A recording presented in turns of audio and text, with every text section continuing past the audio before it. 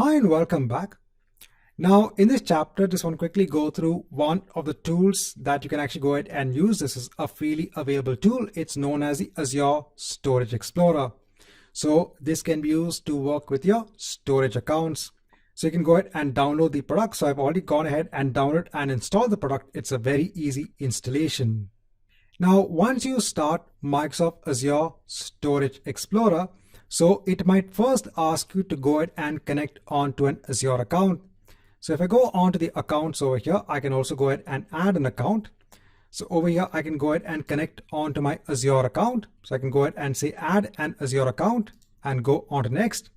So it'll ask me to sign in. So I'll enter my username and password. Now, once I'm authenticated, I can go ahead and choose what are the subscriptions I have under my account, and I can go ahead and hit on apply. Now over here, if I go ahead and scroll down, so over here, you can see your storage accounts.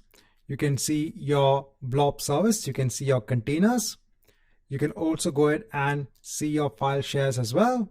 You can see that you can also go ahead and upload blobs onto the container. You can go ahead and download them.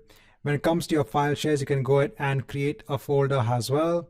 You can go ahead and look at your tables as well. So if you go on to your tables, if I go on to the customer table, so over here, I can see all of my data. So you can go ahead and use this to work with your Azure storage accounts. And at the time of recording, you can also go ahead and work with Azure Cosmos DB as well. This is currently in preview state. So over here, you can see that you have your customer container in your AppDB database. Right, so in this chapter, just want to give you an idea of the Azure Storage Explorer.